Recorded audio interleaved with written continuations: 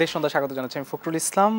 সংস্কার ও রাজনৈতিক স্থিতিশীলতা এই শিরোনামে আজ আমরা কথা বলবো। আমার সঙ্গে স্টুডিওতে দুজন অতিথি আছেন, আমি একটু পরিচয় করাতে চাই। আমার সঙ্গে আছেন ডক্টর স্নিগ্ধা রেজওয়ানা, সহযোগী অধ্যাপক, জাহাঙ্গীরনগর বিশ্ববিদ্যালয়, এবং আছেন সাইদুর রহমান, সিনিয়র সাংবাদিক। দুজনকে স্বাগত জানাচ্ছি। আমি প্রথমে ডক্টর স্নিগ্ধা রেজওয়ানা আপনাকে দিয়ে শুরু করতে চাই। বাংলাদেশের সঙ্গে আলোচনায় প্রস্তুত ভারতের পররাষ্ট্র দপ্তরের মুখপাত্র তিনি এমনটি জানিয়েছেন, অন্তর্বর্তী সরকারের সঙ্গে একদম শুরু থেকে আসলে ভারত সরকারের বা ভারতের যে সম্পর্কের দূরত্ব আমরা লক্ষ্য করেছি, সেই দূরত্ব কি ঘুচতে যাচ্ছে, এবং বাংলাদেশের সঙ্গে বাণিজ্যের যে ঘাটতি আমদানি রপ্তানির ক্ষেত্রে সেটি বাংলাদেশ অনেক পিছিয়ে, তারা একটি বিধিনিষেধও তারা জারি করেছে, সেই জায়গায় কোনো পরিবর্তন হবে বলে মনে করেন? আপনাকে অনেক ধন্যবাদ ফখরুল, দেশ টিভির দর্শকদের শুভেচ্ছা, এবং আমার সহ আলোচক সাংবাদিক সাইদুর রহমানকে অনেক ধন্যবাদ। আসলে যেটা হয়েছে যে এই সরকারটি আসার পরবর্তী সময়টাতে যেহেতু বিগত যে সরকারটি ছিল সেই সরকারের মসনদে অবৈধভাবে থাকার পুরা প্রক্রিয়াতে ইন্ডিয়ান সরকার তাদের পররাষ্ট্রনীতি, আমি শব্দটা আবার ব্যবহার করেছি, পররাষ্ট্রনীতি, এই পররাষ্ট্রনীতিটা ভীষণ রকমের ভাবে আপনার পুরা সাউথ এশিয়ান যে বেল্ট আছে এই বেল্টেই কিন্তু এটা একটা প্রবলেমেটিক পররাষ্ট্রনীতি হিসেবে দেখা দিচ্ছে। এবং বাংলাদেশ যে কোনো অর্থে, আমি এই কথাটা অনেকবার বলেছি, প্রতিবেশী যে কোনো রাষ্ট্রের জন্য গুরুত্বপূর্ণ, কিন্তু আমাদের থেকেও বেশি গুরুত্বপূর্ণ হচ্ছে ইন্ডিয়ার জন্য বাংলাদেশ খুব গুরুত্বপূর্ণ। কারণ ইন্ডিয়ার রাজনৈতিক পরিসরে দেখেন আপনি, সে সার্বক্ষণিক ঐতিহাসিকভাবে তার দ্বন্দ্ব হচ্ছে পাকিস্তানের সাথে, এটা তার একটা বর্ডারল্যান্ড কাশ্মীর দিয়ে, তার দ্বন্দ্ব চীনের সাথে, এটা তার একটা বর্ডারল্যান্ড, মানে সকল দিক থেকে তার দ্বন্দ্ব।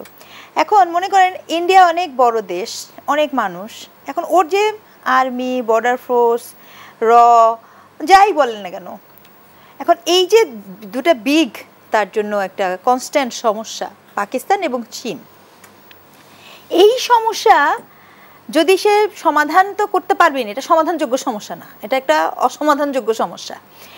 এর মধ্যে যদি তার আরেক বর্ডারল্যান্ডের এই ছোট্ট দেশ বাংলাদেশ, সেটা যদি তার নিয়ন্ত্রণাধীন না থাকে, তাহলে তাকে তো তার জিওগ্রাফিক্যালি আপনি দেখবেন তার চারপাশ হচ্ছে শত্রুময় হয়ে গেছে। কাজেই ইন্ডিয়ার জন্য এটা খুব গুরুত্বপূর্ণ, বাংলাদেশের জিও পলিটিক্যাল লোকেশন থেকে শুরু করে বাংলাদেশ তার জন্য গুরুত্বপূর্ণ। কারণ সে কোনো রাষ্ট্র আড়াই হাতের শত্রুতা নিয়ে, ওই যে আমাদের দাবার চালে ঘোড়া যেমন আড়াই চাল চালে, আড়াই হাতের শত্রু নিয়ে সেই রাষ্ট্রের জন্য মুভ করাটা অনেক কঠিন।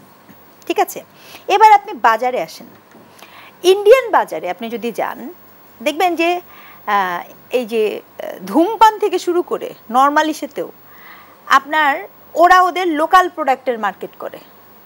ইন্ডিয়ান বাজার কিন্তু চাইনিজ মার্কেট দখল করতে পারে নাই।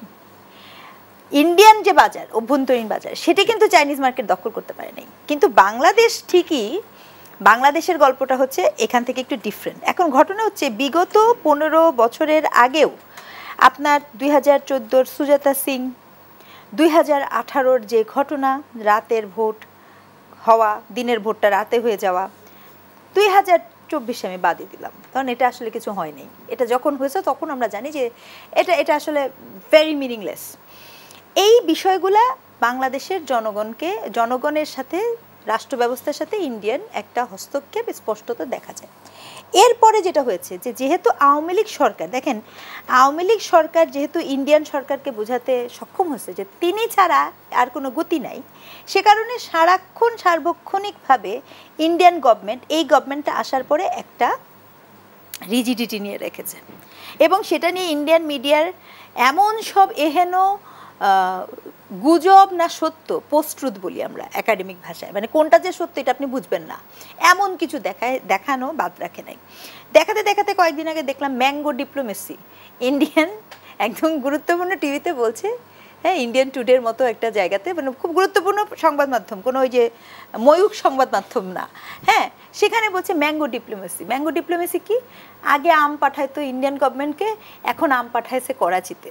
এটাতেও তারা মাইন্ড করেছে, মানে তারা ডিপ্লোমেসিটা ম্যাঙ্গো, তো ওনারা ভুলে গেছে আমরা ম্যাঙ্গো ডিপ্লোমেসি করেছি, আমরা তো ইলিশ ডিপ্লোমেসিও করেছি। আপনি ভুলে যাবেন না, ইলিশ কিন্তু ঠিকই পাঠানো হয়েছে, ইলিশ নিয়ে কিন্তু বহুত কাহিনী হয়ে তারপর ঠিকই ইলিশ পাঠানো হয়েছে।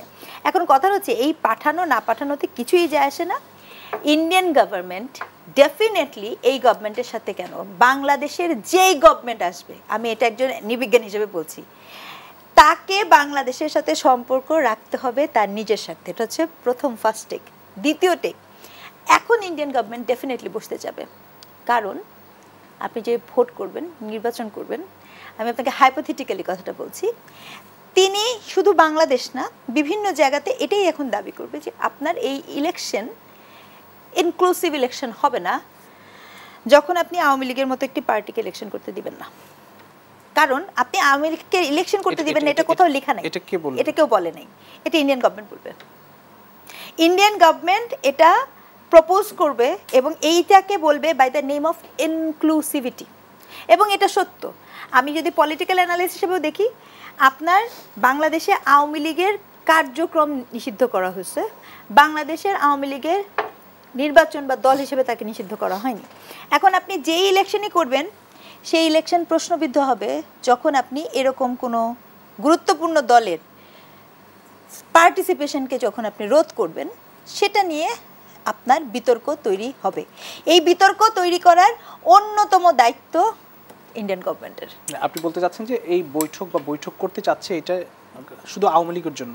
শুধু আওয়ামী লীগের জন্য হবে কেন, নিজেদের জন্য পাশাপাশি আওয়ামী লীগের জন্য। হ্যাঁ, শুধু আওয়ামী লীগ তার কনসার্ন না। ইন্ডিয়া খুব স্মার্ট আছে ভাই, ইন্ডিয়া তার কনসার্ন ছাড়া অন্য কিছু কনসার্ন বোঝে না। আপনি ইতিহাস পড়েছি 1971 সালে যে ইন্ডিয়ার আমাদের অনেক বন্ধু, ডেফিনেটলি আমাদের মুক্তিযুদ্ধে সে সাহায্য করেছে, কিন্তু এখানে ইন্ডিয়ান পুরা ওই যে বই আছে, এখানে লেখা আছে যে হিস্ট্রিতে ইন্ডিয়ান পার্লামেন্টে ইন্দিরা গান্ধীকে বলা যায় এটা হচ্ছে হিস্টোরিক্যাল সুযোগ, যেখানে আমি এখন যদি আমরা সাহায্য না করি তাহলে আমাদের সমস্যাতে, এটা ইন্ডিয়ান স্বার্থ, আমাদের সুবিধা হয়েছে। তো ইন্ডিয়া আসলে ইন্ডিয়ার স্বার্থের বাইরে কিছু করবে না। সো আওয়ামী লীগের নির্বাচন, এতে বাংলাদেশের আসলে লাভের জায়গা কতটা ঘটবে বলে মনে করেন?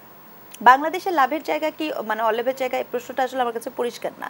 আপনি কি বলতে চাচ্ছেন? বাণিজ্যের যে ঘাটতি, তারপর বাংলাদেশের যে সুযোগ সুবিধার জায়গাগুলো, গত 16 বছর ধরে সম্পর্কটা মানে যেভাবে মেনটেন করা হয়েছিল, সেটি মানে জনগণের সঙ্গে যে সম্পর্ক, এটি প্রতিস্থাপন হবে কিনা? জনগণের সাথে কি সম্পর্ক ছিল নাকি সেই জায়গায় কোনো পরিবর্তন হবে কি? সেই জায়গায় পরিবর্তনটা আনতে হবে, এইটা ইন্ডিয়ান গভর্নমেন্ট বুঝতে পেরেছে। আমি কি বোঝাতে পেরেছি? এবং সে এখন শুধু এই নির্বাচন না, আমি আবারও বলি, বাংলাদেশে যদি জামাত ইসলাম আসে, বাংলাদেশে যদি ইসলামী শাসনতন্ত্র ক্ষমতায় আসে জনগণের ভোটে, ইন্ডিয়া তাদের সাথেও সম্পর্ক করবে, এবং এখানে যে থাকবে সেও ইন্ডিয়ার সাথে সম্পর্ক করবে। বিকজ ওই মসনদের টিকে থাকার প্রক্রিয়াটাই হয়ে গেছে ডিপেন্ডেন্সির উপরে নির্ভরশীল। এই ডিপেন্ডেন্সি থেকে কেউ বের হতে পারবে না। মানুষ অনেক বড় বড় কথা বলে, কিন্তু বাস্তবতাটা হচ্ছে আপনি এমন একটা পলিটিক্যাল ট্র্যাপের মধ্যে আটকা পড়েছেন যেখানে আপনার কোনো না কোনোভাবে সে ইন্টারভিন করে। এবং এটা সত্যি, এই আলাপটাকে আপনি এক সাইডে রেখে যদি আরেকটা নির্বাচনের আলাপ করেন, তাহলে আমি একটা ডিফারেন্ট কথা বলবো আপনাকে। নির্বাচনের আলাপে আমি তুমি ডামি সমস্যাজনক, 2014 অনির্বাচিত সরকার সমস্যাজনক, 2018 আপনার সমস্যাজনক, নির্বাচন করেও আপনি আমাকে ভোট দিতে দেন নাই, সমস্যাজনক। ঠিক একইভাবে এটা খুব গুরুত্বপূর্ণ, আপনি কি বলে নির্বাচন নিয়ে যদি আলাপ করবেন, কি বলে আপনি আওয়ামী লীগের প্রার্থীতা, মানে যারা প্রার্থী হতে চান, যদি হতে চান, তাদেরকে না করবেন কি বলে, কি আছে, মানে কোন আইন বলে আপনি না করবেন?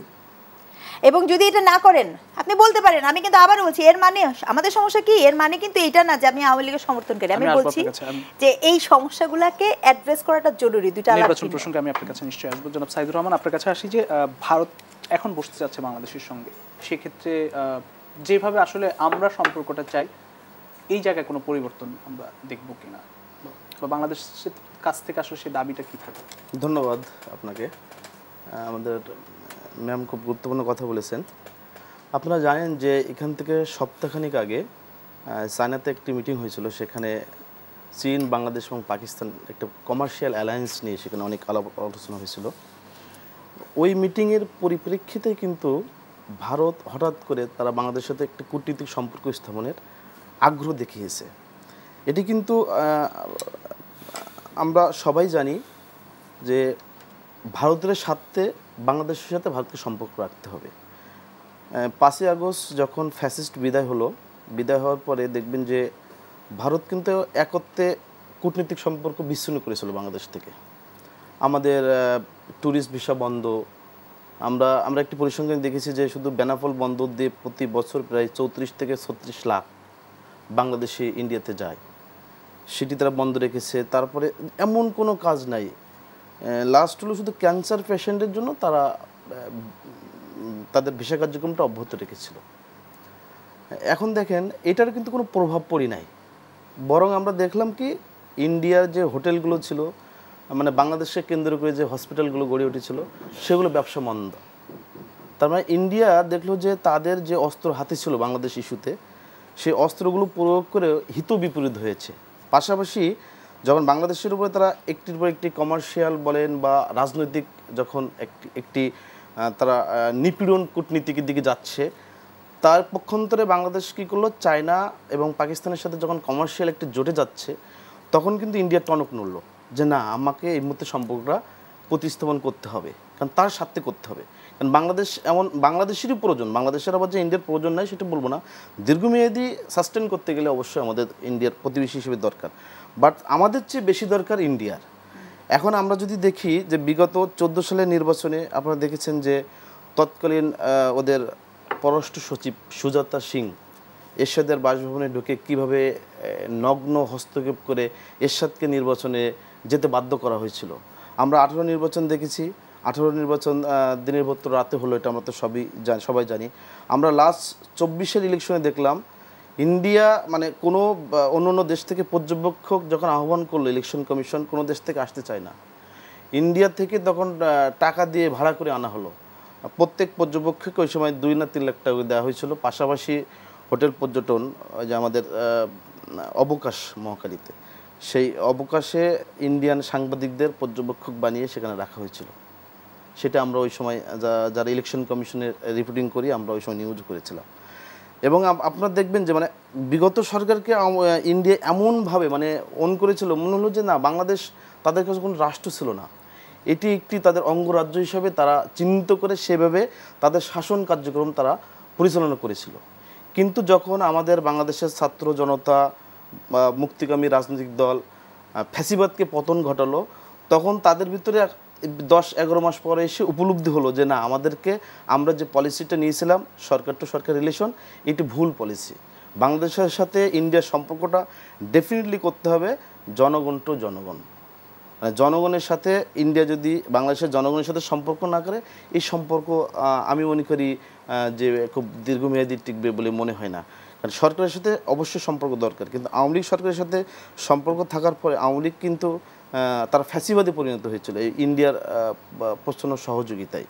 এবং আমরা দেখেছি বিগত সময় বিরোধী দলের উপরে কী ধরনের নিপীড়ন অত্যাচার করা হয়েছিল, কিভাবে গুম করা হয়েছে আমাদের বাংলাদেশি জনগণ, বাংলাদেশি কাউকে গুম করে ইন্ডিয়াতে পর্যন্ত আমরা পেয়েছি। যেমন বিএনপির স্ট্যান্ডিং কমিটির মেম্বার সালাউদ্দিন আহমেদ, ওনাকে তো আমরা ইন্ডিয়াতেই পেলাম, মানে বাংলাদেশ। তারপরে আমরা দেলোয়ার হোসেন সাঈদীর যে ছিল সাক্ষী ছিল শুকুরঞ্জন বালি, তাকেও আমরা তো কলকাতাতে পেয়েছি। এই যে ঘটনাগুলো দেখেন যে আমরা একটা স্বাধীন রাষ্ট্রকে আমরা এগুলো কল্পনা করতে পারি যে আমাদের দেশের জনগণ গুম হচ্ছে এবং সেইটি আমরা প্রতিবেশী দেশে পাচ্ছি। সেই জায়গায় আসলে কূটনীতিতে কোনো পরিবর্তন এবার আশা করি না, ডেফিনেটলি কূটনীতিতে পরিবর্তন একটি আসবে এবং আসা উচিত। কারণ ইন্ডিয়া যে ধরনের পলিসি বিগত সময় নিয়েছিল, এই পলিসি বাংলাদেশে এখন অকার্যকর। তাদেরকে বাংলাদেশকে শাসন করতে গেলে এখন বাংলাদেশের জনগণের কথা বুঝতে হবে, জনগণের মনের ভাব বুঝতে হবে, বাংলাদেশের জনগণ কী চাই সেইটি উপলব্ধি করে ইন্ডিয়াকে বাংলাদেশের কূটনৈতিক রিলেশন বিল্ড আপ করতে হবে। এবং সেই জায়গায় আমি মনে করি যে পরিবর্তিত বাংলাদেশে ইন্ডিয়া যদি বাংলাদেশের সাথে দীর্ঘমেয়াদী সম্পর্ক রাখতে চাই, ডেফিনেটলি সেই উপলব্ধি বোধ থেকে নতুন করে তাদের সম্পর্কটা বিল্ড আপ করতে হবে। ধন্যবাদ। আমি একটু বিরতি থেকে ফিরে এসে আলোচনা ফিরতে চাই। প্রিয় দর্শকদের সঙ্গে নিচ্ছি একটা ছোট্ট বিরতি, ফিরছি একটু পর, সঙ্গে থাকবেন। দেশ সন্ধ্যা আরেকবার স্বাগত জানাচ্ছি। আমি ডক্টর স্নিগ্ধা রেজওয়ানা, আপনার কাছে আসি যে বাংলাদেশে এই মুহূর্তে রাজনৈতিক স্থিতিশীলতা আসলে কোন পর্যায়ে, আপনার বিশ্লেষণ কি বলে? বাংলাদেশে রাজনৈতিক স্থিতিশীলতা, বাংলাদেশে আপনার এখন এই মুহূর্তে আমাদের জন্য সবচেয়ে আশার দিক হচ্ছে, যেমন মনে করেন আপনার যে হচ্ছিল ঐক্যমত্য কমিশনের যে বৈঠকটা হচ্ছিল, এটা না একটা পজিটিভ কথা আমি বলতে চাই, এটা ভীষণ পজিটিভ একটা আলাপ। কেন আমি বলবো, দীর্ঘ 15 বছরে আমরা আসলে সংসদের বিতর্ক দেখি নাই। একটা সময় সংসদে আপনার প্রধানমন্ত্রী, বিরোধী দলীয় নেত্রী এরা নানা কিছু করতেন, মানুষ কিন্তু সংসদ দেখতো। আমরা কিন্তু বিটিভিতে বসেও সংসদে কে কথা বলছে এটা কিন্তু নাগরিক হিসেবে দেখেছি।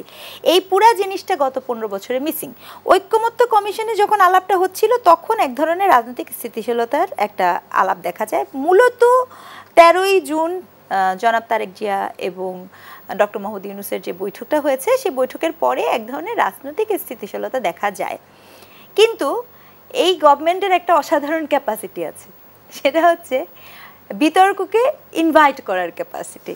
কেমন আমি আপনাকে বলি, যেমন মনে করেন কথা নাই, কারণ নাই, যুক্তি নাই, হঠাৎ করে 8ই অগাস্ট নিয়ে আপনি একটা আন্দোলন মানে দিলেন, নোটিশ দিলেন, 8ই অগাস্ট নতুন বাংলাদেশ।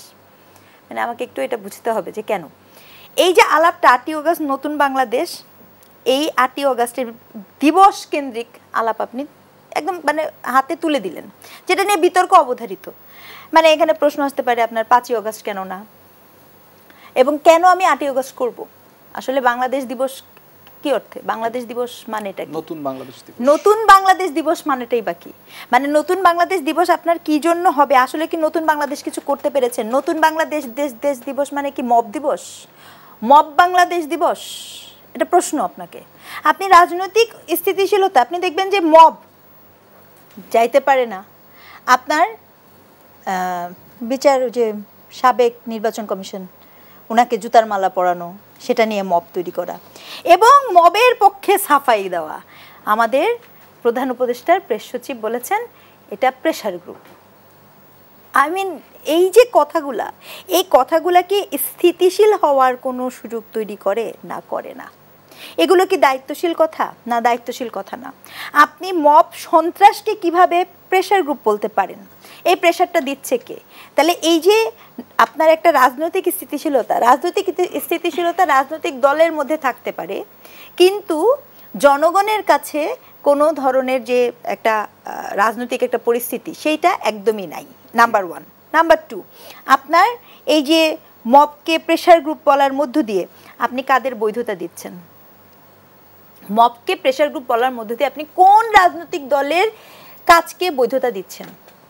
প্রশ্ন তৈরি করে যে আপনি আসলে কি তাহলে, যেমন মনে করেন আমরা জানি যে এই নির্বাচন কমিশনের যেই সেটা সরাসরি বাংলাদেশ জাতীয়তাবাদী দল বিএনপির একজন কর্মী, সম্ভবত উনি ছিলেন, স্বেচ্ছাসেবক দলের একজন কর্মী উনি ছিলেন। এখন সেক্ষেত্রে এটা সাধুবাদ যে দল তাকে করেছে, কিন্তু তাতে কি আপনার যে রাষ্ট্রের দায়িত্ব আছে তার দায়িত্ব শেষ হয়ে যায়?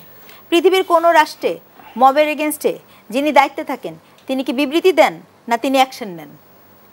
এটা অদ্ভুত একটা রাষ্ট্র। আপনি বলছেন নতুন বাংলাদেশ দিবস, আমি নতুন বাংলাদেশ দিবসের একটু কারণ, নতুন বাংলাদেশ দিবসে কি হয়? নতুন বাংলাদেশে মানুষ হেনস্থা হয়, রাস্তাঘাটে বের হয়ে গেলে ওমেন অ্যাবিউজাররা নয়া বাংলাদেশে তারা সম্মানিত হয়। নতুন বাংলাদেশে কি হয়? নতুন বাংলাদেশে বুলডেজার দিয়ে যখন তখন যে কারো বাড়ি ঘর অকারণে অপ্রয়োজনে ভেঙে ফেলা যায়। নতুন বাংলাদেশে কি হয়?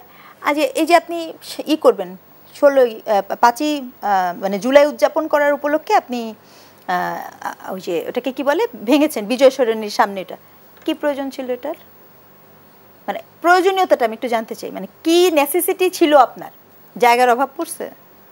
আপনি জুলাই পালন করেন, এগুলো তো করে আপনি তো জুলাইকেও বিতর্কিত করেন। আপনি নূর হোসেন হত্যা দিবস নাই, আমাদের আবু সাইদ হত্যা দিবস করেন, ডিমান্ড করে, রেসপেক্টেড জিনিস করেন, অর্থবোধকতা তৈরি করে। তাহলে কি নয়া বাংলাদেশ করছেন? আমি একটু বোঝার চেষ্টা করি যে আপনার শেখ হাসিনা, শেখ জামাল, শেখ কামাল, ফজিলাতুন্নেসা যত আছে তাদের জন্মদিন, তাদের সব কিছুতে দিবস দিবস দিবস ঘোষণা করেছে। আপনি এখন এসে হঠাৎ করে নতুন বাংলাদেশ দিবস বানায় দিলেন 8ই অগাস্ট। প্রয়োজনীয়তাটা কি? না, একটু প্রয়োজনীয়তা আমাকে বলেন। তাহলে এইগুলা নয়া বাংলাদেশ না, এগুলো হচ্ছে পুরনো বাংলাদেশের নয়া রূপ, নামের পরিবর্তন আর ব্যক্তির পরিবর্তন। এটা কোনো নতুন বাংলাদেশের ডিসকোর্স তৈরি হয়নি। এই ধরনের কাজ করার মধ্য দিয়ে রাজনৈতিক স্থিতিশীলতা আসে না, এই ধরনের কাজ করার মধ্য দিয়ে রাজনৈতিক অস্থিতিশীলতাকে প্রণোদনা দেওয়া হয়। আমি আসবো আপনার কাছে। আমি জনাব সাইদুর রহমান আপনার কাছে আসি। রাজনৈতিক স্থিতিশীলতা আসলে কতটা দেখেন যদি সংক্ষেপে? আমরা যদি দেখি 13 জুনের আগে বাংলাদেশের রাজনৈতিক দলগুলোর ভিতরে বিশেষ করে যেসব রাজনৈতিক দল জুলাই আগস্ট আন্দোলনে সরাসরি ছাত্রদের সাথে থেকে নেতৃত্ব দিয়েছিল, সেখানে কিন্তু একটা সংকট ছিল। দেখবেন যে বিএনপির সাথে জামাত বা এনসিপি বা আদার্স রাজনৈতিক দলগুলোর সাথে বিশেষ করে নির্বাচন ইস্যুতে তারা ঐক্যমতে আসতে পারছিল না। বিএনপির দাবি ছিল যে ডিসেম্বরের ভিতরে ভোট, সরকার বললো যে 2026 জুনের ভিতরে, জামাত ইসলাম বলে যে না ঈদের আগে, কোনোবার বলে যে না সংস্কার না হওয়া পর্যন্ত ভোট দেওয়া যাবে না, এনসিপিরও একই বক্তব্য। আমরা যখন লন্ডনে দেখলাম যে প্রধান উপদেষ্টা এবং বিএনপির ভারপ্রাপ্ত চেয়ারম্যান জনাব তারেক রহমানের ভিতরে মিটিংটি হওয়ার পরে রাজনীতিতে একটি স্বস্তির জায়গা তৈরি হলো। বিশেষ করে স্বস্তিটা হলো এরকম যে সেখানে একটি সিদ্ধান্ত, যখন আমরা যৌথ বিবৃতিতে আমরা দেখেছি যে ফেব্রুয়ারিতে নির্বাচন হতে পারে এবং সেখানে বলা আছে যে সংস্কারগুলো যদি আমরা করতে পারি ফেব্রুয়ারিতে আমরা ভোট করতে পারবো। যদি পরবর্তীতে বিএনপি থেকে বলা হয়েছে যে না, তারা ফেব্রুয়ারিতে ভোটের ব্যাপারে একটা সিদ্ধান্ত আছে। আমরা দেখলাম যে এই মিটিংয়ের পরে রাজনীতিতে একটা স্থিতিশীল পরিবেশ তৈরির বেশ কিছু উপকরণ, তার সর্বশেষ সেটি হলো যে প্রধান নির্বাচন কমিশনার উনি নিজে চিফ অ্যাডভাইজারের সাথে মিটিং করেছেন এবং এই বৈঠকের মাধ্যমে, এই বৈঠকের আগে একটি সিদ্ধান্ত আছে, খুব গুরুত্বপূর্ণ সিদ্ধান্ত, যেটি নিয়ে মানে যে আগামী ইলেকশনের একটা সংকট তৈরি হয়েছিল, সেটা হলো তরুণ ভোটার নিয়ে। আপনারা দেখবেন যে বিভিন্ন মহল থেকে দাবি ওঠানো হয়েছিল যে যদি আর্লি ভোট হয়ে যায় সেক্ষেত্রে 20 লাখ তরুণ ভোটার তারা হয়তো ভোট দিতে পারবে না। এই 20 লাখ ভোটার আমাদের ভোটার তালিকায় অন্তর্ভুক্ত হবে 2026-এর 2রা জানুয়ারি। আমাদের ইলেকশন কমিশন তারা অলরেডি সরকারকে একটা প্রস্তাব দিয়েছে যে আমরা যে কোনো সময় চূড়ান্ত ভোটার তালিকা বা যে কাউকে ভোটার তালিকা অন্তর্ভুক্ত করতে পারি। এই 2রা জানুয়ারি যে 20 লাখ ভোটার তালিকা অন্তর্ভুক্ত হবে, তাদের কিন্তু তাদের চূড়ান্ত ভোটার তালিকা করার কথা ছিল 2রা মার্চ 2026। এখন ইলেকশন কমিশনের সুবিধাটা জায়গা হলো 2রা জানুয়ারি যখন তারা ভোটার তালিকায় অন্তর্ভুক্ত হয়ে যাচ্ছে, ম্যাচুর হয়ে যাচ্ছে ভোটার হিসাবে, ইলেকশন কমিশন যদি 10ই জানুয়ারি বা 15 জানুয়ারি ভোট করে তাহলে তারা ভোট দিতে পারবে। কারণ ইলেকশন কমিশন যে ডিসেম্বরে শিডিউলটা দেয়, সেক্ষেত্রে চূড়ান্ত একটা ভোটার তালিকা তারা প্রকাশ করবে। এর পরবর্তীতে এই 18 বা 20 লাখ ভোটারকে তারা একটা সম্পূরক ভোটার তালিকায় অন্তর্ভুক্ত করে তাদের ভোটে অংশগ্রহণের সুযোগ দিতে পারবে। কারণ একটা জিনিস আমাদের স্পষ্ট করানো দরকার, এই 20 লাখ ভোটার কিন্তু কেউ প্রার্থী হতে পারবে না, কারণ তাদের 2026-এর 2রা জানুয়ারি তাদের বয়স হবে 18 বছর।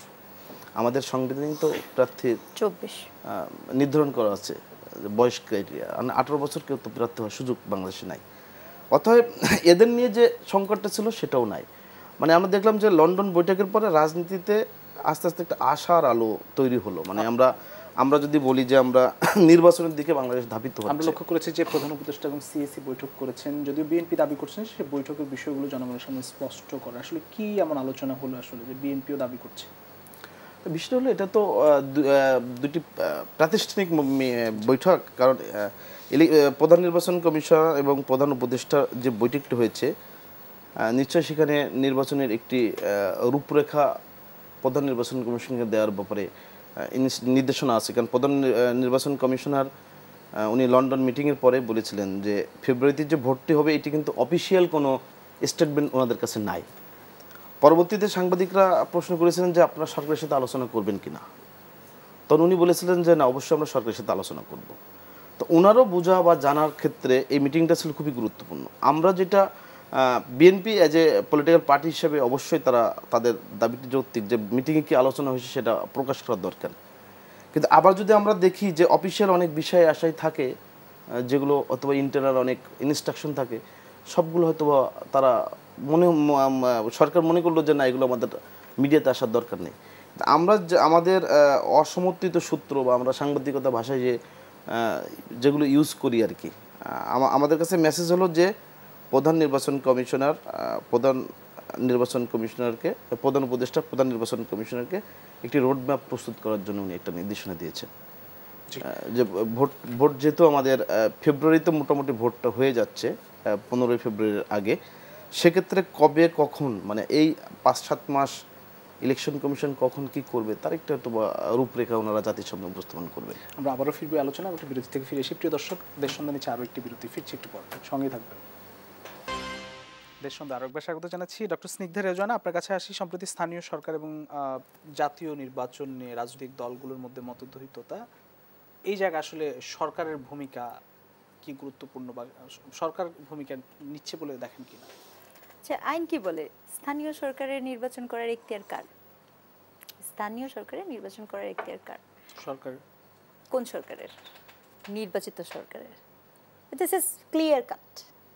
আপনি যখন কোনো স্থানীয় সরকার নির্বাচন, আপনি ওই আইন, এখন আপনি ওই আইনটাও পরিবর্তন করতে পারেন, সেটা ভিন্ন প্রসঙ্গ, কিন্তু আপনি আমাকে বলেন যে যেই সরকারটি এই মুহূর্তে আছে এটি কিন্তু সহজ করে বললে আমরা যদি খুব শুনতে খটোমটো লাগবে, এটা হচ্ছে আপৎকালীন সরকার। মানে হচ্ছে আপনি একটা বিপদে পড়ছেন, বিপদ থেকে আপনাকে উদ্ধার করার জন্য এই সরকারটি গঠন করা হয়েছিল। এটা একদম ক্লিয়ার অ্যান্ড কাট, একদম সহজ কথা। এটি না তো তত্ত্বাবধায়ক সরকার, কারণ আপনি আইনের ক্ষেত্রে আমরা সুন্দর একটা নাম দিয়েছি, সেটা অন্তর্বর্তীকালীন সরকার বলেছি।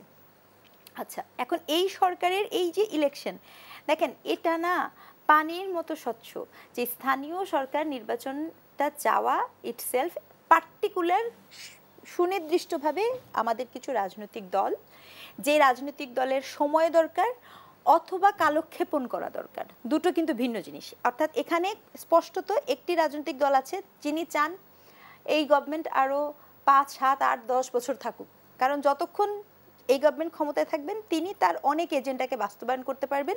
নির্বাচিত মানুষের ভোট পেয়ে এসে ক্ষমতা চর্চা করার কোনো সুযোগ নাই।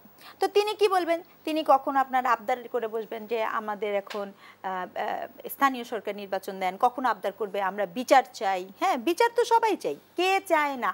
কিন্তু আমি এবং আপনি প্রতিটি সচেতন মানুষ জানি বিচার কোনো কুইক ডিসকাশন না, এবং পৃথিবীতে কোথাও র্যাপিড ফায়ারের মতো করে বিচার হয় না, তাহলে ওই বিচার প্রশ্নবিদ্ধ হয়। বিচারকে আপনার সকল পক্ষের গ্রহণযোগ্যতা করার জন্য সময় দিতে হবে। এখন আপনি দেখবেন এদের আবদার হবে কখনো এটা, আবার এদের আবদার হবে সংখ্যানুপাতিক হারে তারা সংসদে আসন চান, এদের আবদার হবে 16 বছর বয়সে ভোটার হতে চাই। এই আবদারগুলা তার মানে কি? আলাপটা কি আসলে স্থানীয় সরকার নির্বাচনের? না। আলাপটা কিসের? আলাপটা হচ্ছে কালক্ষেপণের। আলাপটা হচ্ছে নির্বাচনের যে একটি ডেডলাইন, যে কারণে আমাদের একটা রাজনৈতিক স্থিতিশীলতা আসছে, সেটাকে আমি কিভাবে কোন প্রক্রিয়ার মাধ্যমে পিছিয়ে দিতে পারি, আলাপটা হচ্ছে সেটা। নাগরিক এত বোকা না, জনগণও এত বোকা না। হ্যাঁ, দেখেন আমি আরেকটা কথা বলি, এই গভর্নমেন্টের একটা কথা বলি, এই গভর্নমেন্ট যেই সময়টাতে দায়িত্ব নিয়েছে, এই গভর্নমেন্ট আসলে এইটা আমি তাকে ক্রেডিট দিব এবং ডক্টর ইউনূসকে আমার ক্রেডিট দিতে হবে, কারণ ওই মুহূর্তে উনি ছাড়া এই রকম একটা রাষ্ট্রের দায়িত্ব নেওয়ার মতো কেউ ছিল না। এটা একদম মানে undoubtedly I must say and very, মানে রাষ্ট্র হিসেবে আমাদের গ্রেটফুল থাকা উচিত। খুব সত্য কথা। এই যে দলটি, এই দলটি না অনেক, মানে এই দল না সরি, এই যে গভর্নমেন্টটি, এই গভর্নমেন্টের প্রতি মানুষের অনেক প্রত্যাশা থাকতে পারতো, কিন্তু সংকট কোথায় হয়েছে? সংকট হয়েছে যখনই আপনি এটি কোনো না কোনো দলের হয়ে গেছেন। আপনি জুলাই আন্দোলনকে প্রশ্নবিদ্ধ করেছেন, আপনি হঠাৎ করে বলে বসলেন যে জুলাই আন্দোলনের একজনকে দেখায় বসলেন যে মেটিকুলাসলি প্ল্যান্ড। কি অদ্ভুত কথা! ওই যে রিক্সা চালক ওখানে ফ্রি বাচ্চাদেরকে নিয়ে গেছে, পয়সা নেয় নাই, ওকে কেউ বসে? আমি শিক্ষক যখন দেখলাম যে আমার ছাত্র আহত হয়েছে, আমাকে কেউ বসে না? কেউ বলে নাই। তাহলে মেটিকুলাসলি প্ল্যানটা কার? জনগণকে সব বাদ দিয়ে আপনি এটাকে মিটিকুলাস, হতে পারে এখানে বিএনপির ভূমিকা আছে, হতে পারে জামাতের ভূমিকা আছে, হতে পারে এদের ভূমিকা আছে, তারা তাদের দল চাইছে, কিন্তু জনগণের স্বতঃস্ফূর্ত অংশগ্রহণ ছাড়া জুলাই সম্ভব ছিল না। আপনি এখন আরেক দল আছে ষড়যন্ত্র নিয়ে বলতেছে, বলারই কথা, এটাও হতে পারে ষড়যন্ত্র হয়েছে, কিন্তু হয়েছে তো কেন হয়েছে? জনগণের পার্টিসিপেশনের কারণে হয়েছে। তাহলে আপনি এগুলোকে বিতর্কিত করার মধ্য দিয়ে আপনি গ্রহণযোগ্যতাটা হারালেন, এটা হচ্ছে সবচেয়ে দুঃখজনক। জুলাইকে আপনি 1 মাসের কি করবেন? উৎসব করবেন। এটা আপনার গভর্নমেন্টেরই। আবু সাইদ কি উৎসব করবে? মুগ্ধ উৎসব করবে? রিয়া গোপ উৎসব করবে? তাহসিন রায় উৎসব করবে? এরা সবাই উৎসব করবে? আপনি যে সবার জন্য উৎসব বানালেন, জুলাই কি উৎসবের ছিল নাকি 2000 প্রাণের ছিল? আমি ঠিক বুঝতে পারলাম না উৎসবটা কিসের। গুরুত্বপূর্ণ কে হয়ে গেল? মসনদ?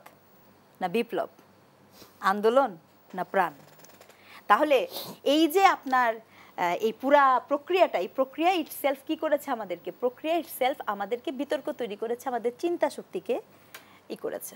তো এইটা এত একটা একটার সাথে কানেক্টেড যে আপনার এই স্থানীয় সরকারের নির্বাচনের আলাপটাই, যেমন মনে করেন এই যে ইশরাকের আলাপ আমাদের, আমি আসলেই অনেস্টলি স্পিকিং এইটাতে যদি আমি বিএনপির লোকজন হতাম তাহলে আমি যিনি ইশরাক আছে তাকে বলতাম যে কোনো প্রয়োজন নাই, মানে লেট ইট গো। কারণ একটা অবৈধ নির্বাচন অবৈধ হয়েছে, আমি বিচার বিভাগকেও জানি না, বিচার বিভাগ বিজ্ঞ, তারাই করেছে। কিন্তু এই আলাপটাতে কি হয়েছে?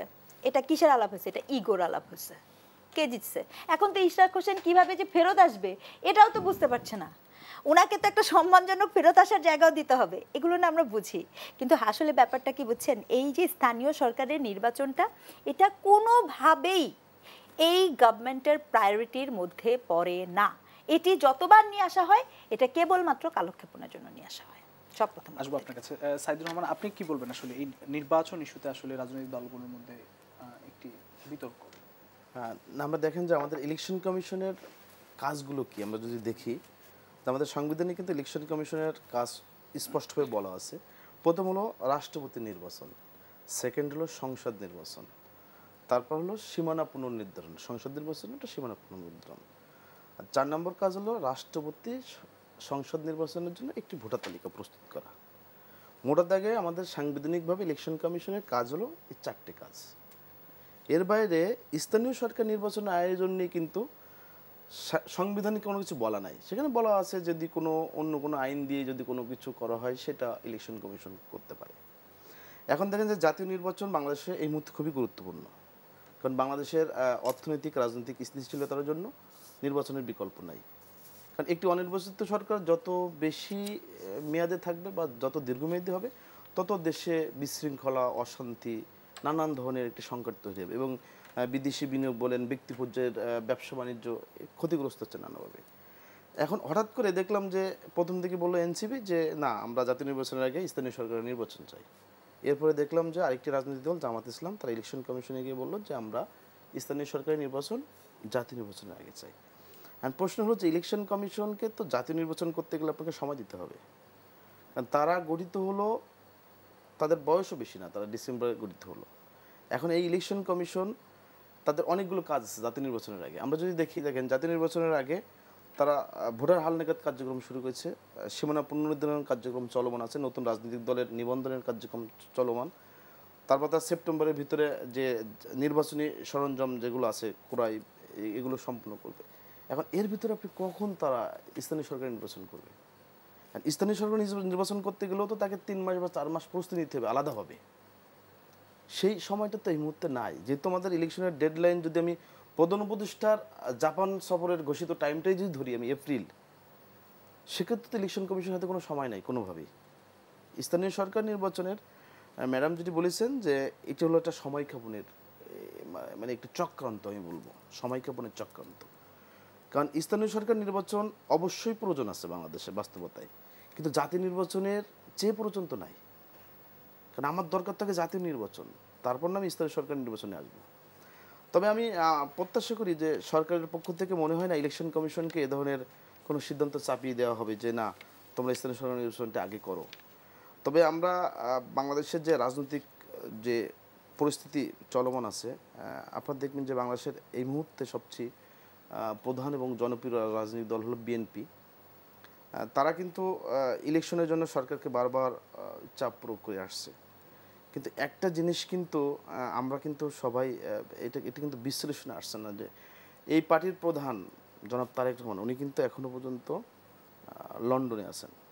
ওনার মিসেস বা আমাদের বিএনপির চেয়ারপারসন বেগম খালেদা জিয়া, ওনারা তো দেশে আসছেন লন্ডন থেকে, কিন্তু উনি আসার ব্যাপারে কিন্তু এখনও পর্যন্ত আমরা সুনির্দিষ্ট কোনো তথ্য যাই না। যদিও গণমাধ্যমে আমরা জেনেছি যে হয়তোবা উনি 5 আগস্টের আগে আসবেন, কিন্তু আমি অন্য একটি সূত্রের মাধ্যমে জানতে পেরেছি যে উনি হয়তো অক্টোবরে আসতে পারেন, তার আগে আসবেন না।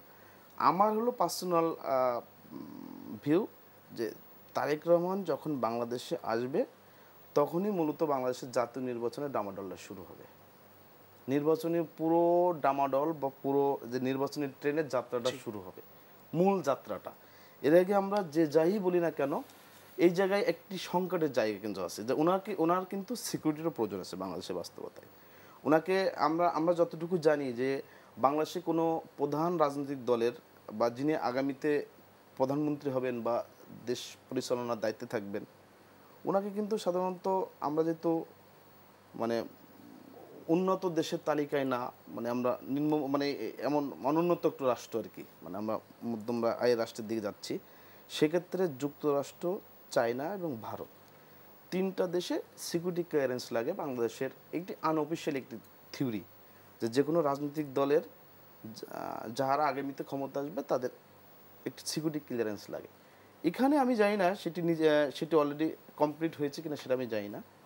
তবে আমাদের ওই যে প্রত্যাশার কথা বললাম, যে বাংলাদেশে যেদিনই তারেক রহমান প্রবেশ করবেন সেদিনই আমরা বিশ্বাস করব যে বাংলাদেশ সত্যিকারে নির্বাচনের দিকে ধাবিত হচ্ছে, এবং সেই নির্বাচনটি অচিরেই শুরু হবে তখন। ধন্যবাদ ডক্টর স্নিগ্ধা জোয়ানা। নির্বাচন দিকে দাবিত হলে সেক্ষেত্রে আসলে আইন শৃঙ্খলা বাহিনীর যে প্রস্তুতি থাকা দরকার, সবচেয়ে গুরুত্বপূর্ণ অবস্থানে থাকবে হয়তো তারা, সে প্রস্তুতি কি সরকারের মধ্যে আমরা দেখছি? 5ই আগস্টের পর আইন শৃঙ্খলা বাহিনীর যে ভঙ্গুর অবস্থা ছিল, সেখান থেকে আসলে কতটা উত্তরণ ঘটেছে বা ঘটাতে পেরেছে সরকার? আচ্ছা, না, এখানে প্রথম কথা হচ্ছে, দেখেন, নির্বাচনকে কেন্দ্র করে আইন শৃঙ্খলা পরিস্থিতি আর 5ই আগস্টের পরবর্তীতে বর্তমান নাগরিকের আইন শৃঙ্খলা পরিস্থিতির মধ্যে আমি একটা বড় বর্ডার লাইন টানবো। কেন বর্ডার লাইন টানবো আমি আপনাকে বলি। 5ই আগস্টের পরবর্তীতে আইন শৃঙ্খলা পরিস্থিতি যেখান থেকে এই পর্যন্ত আছে সেটা সামহাও তুলনামূলকভাবে আরও খারাপ হতে পারত, আমি এটা বলতেই চাই। মানে আপনার নিশ্চয়ই মনে আছে যে আরও খারাপ হওয়ার অনেক সম্ভাবনা ছিল। ওই যে মনে করেন 5 থেকে 8 এই বাংলাদেশে কোনো কিছু ছিল না, মানে কোনো শাসন আইন কিছু না। আমি তো বলবো বাংলাদেশের মানুষ তার জীবনের সর্বোচ্চ মানে ভালো জিনিসেরই দেখিয়েছে, নিজেদের শেল্টার দেওয়ার ব্যবস্থা করেছে, অসাধারণ, অভিনব, দারুণ। কিন্তু আমরা ঠিক বুঝলাম না 5 থেকে 8 পর্যন্ত যে বাংলাদেশে কোনো জায়গায় কোথাও মবের গল্প পাওয়া গেল না। 8-এর পরে মবের গল্প কোথা থেকে আসলো? 8-এর পরে অ্যাবিউসের গল্প কোথা থেকে আসলো? 8-এর পরে নিরাপত্তা পরিস্থিতি এত খারাপ হলো কেন? এমনও গেছে রাত্রেবেলায় এখন মানুষ বাইরে বের হতে, সন্ধ্যার পরে বাইরে বের হতে ভয় পায়। এটা হচ্ছে নাগরিকের নিরাপত্তা প্রশ্নটা কিন্তু ভীষণভাবে প্রশ্নবিদ্ধ। এখানে অনেক কিছু যুক্ত আছে। একজন নিবিজ্ঞানী হিসেবে আমি বলতে চাই, অনেক মানুষের কর্ম ছিল, সেই কর্ম এখন নাই। আগে চাঁদাবাজি করতে হতো, সেই সুযোগ নাই। আগে আপনার দেখা যেত যে পলিটিক্যালি সে বেনিফিটেড হতো, সেই সুযোগ নাই। তো স্বাভাবিকভাবেই আপনার নানাবিধ কারণ আছে, মানুষ এই বেড়েছে। কিন্তু আপনি যে বলেছেন ইলেকশনের, দেখেন, ইলেকশনের ডামাডোল পিটলে একটা জিনিস বন্ধ হবে, সেটা হচ্ছে পলিটিক্যাল ভায়োলেন্স বন্ধ হবে। মানে হচ্ছে এখন কিন্তু পলিটিক্যাল ভায়োলেন্স হচ্ছে, পলিটিক্যাল মব হচ্ছে। আমি বারবার বলছি, যত কটা মব আছে সেই মবের পিছনে পলিটিক্যাল আছে, উস্কানি আছে। এখন আপনি যখনই ইলেকশনের ডেটটা দিবেন তখন অন্তত পক্ষে ওই যে ইলেকশন করব এই জন্য করবে, কিন্তু মনে রাখতে হবে একটা দল আছে যে দলটাকে আপনি বিগত 14 বছরে করেছে, এবং সেই দল কিন্তু সেই দলের বিশাল কর্মী বাহিনী এই বাংলাদেশের ভিতরেই আছে। এই ইলেকশন আসলে পরে যারা ইলেকশন লড়বেন তারা নয় ওটা নিয়ে ব্যস্ত থাকবেন, কিন্তু তাদেরকে যদি আপনি ইলেকশনও না করতে দেন বা তাদের যে অবস্থা, তারা কিন্তু কন্টিনিউয়াস আপনার জন্য প্রবলেম ক্রিয়েট করার জন্য তৈরি। তাহলে সেই প্রস্তুতিটা আছে কিনা? জনাব তারেক রহমান উনি দেশে কেন আসেন না? আসেন না কারণ ওনার নিরাপত্তা নিশ্চিত না। আপনি সুব্রত বাহিনীর রিপোর্ট দেখেন, আমরা বুঝি যে উনি আসেন না।